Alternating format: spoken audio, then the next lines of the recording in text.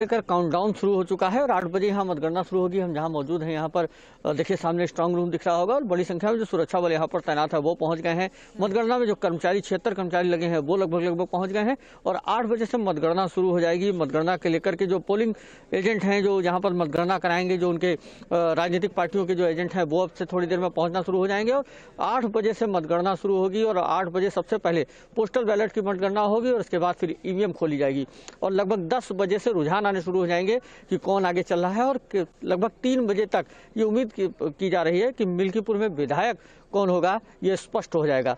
लेकिन फिर भी चूंकि ये दोनों ही सपा हो चाहे भाजपा हो, दोनों ही पार्टियों के लिए प्रतिष्ठा का चुनाव है तो अपने अपने पार्टियों के अलग अलग दावे हैं, अपने अपने जीत के दावे दोनों ही पार्टियां कर रही हैं। लेकिन जो लड़ाई है वो बहुत कांटे की है क्योंकि सांसद समाजवादी पार्टी से सांसद अवधेश प्रसाद, उनके पुत्र हैं अजीत प्रसाद, वो चुनाव मैदान में है। तो वहीं बीजेपी से चंद्रभान पासवान जो जमीनी स्तर के नेता है और बड़ी उनका बड़ा वोट बैंक है वो मैदान में है और दोनों ही पार्टियों ने, दोनों ही राजनीतिक दलों ने जो जातिगत समीकरण है उसके तहत ये टिकट दिया था और उसके बाद दोनों के बीच में बड़ी अच्छी लड़ाई थी। ये कहा जा रहा था कि दोनों में बहुत मजबूती से लड़ाई कांटे की टक्कर यहाँ पर भी दिखाई दे रही है। कौन बाजी मारेगा इस पर तो 8 बजे के बाद ही धीरे धीरे चीजें स्पष्ट हो जाएंगी।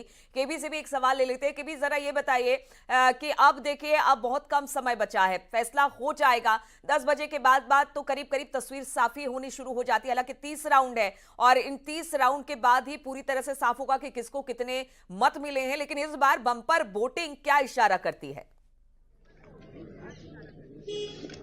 देखिए, जिस तरह से मिल्कीपुर के मतदाताओं ने बम्पर वोटिंग की है, मतलब 65.44 जो फीसदी जो मतदान हुआ है, ये उत्साह देखा गया है। जिस तरह से, हालांकि जिस तरह से मतदाता मतदान केंद्र पहुंचे, ये भाजपा की वो अच्छी रणनीति थी। भाजपा ने एक ऐप बनाया था, उस ऐप पे जो उनके बूथ अध्यक्ष थे उनको उनके प्रबल विरोधी उनके नाम और नंबर डालने थे। इससे ये होता है कि ये जो उनके विरोधी है उनकी गतिविधियां क्या है उस पर नजर रख रहे थे। इसके साथ ही भाजपा ने रणनीति बनाई कि हर गाँव में 10 व्यक्ति जो है वो मतदाताओं को मतदान केंद्र पर लेकर पहुंचेंगे। इससे मतदाता जो है मतदान केंद्र पहुंचा और उसका जो प्रतिशत है वो बढ़ा। तो कुल मिला के भाजपा की रणनीति जो थी मतदाताओं को मतदान केंद्र पहुंचाने के लिए, वो उन्होंने पहुंचाया। यही वजह थी कि मतदान की जो प्रतिशत था वो बढ़ा, रिकॉर्ड मतदान हुआ।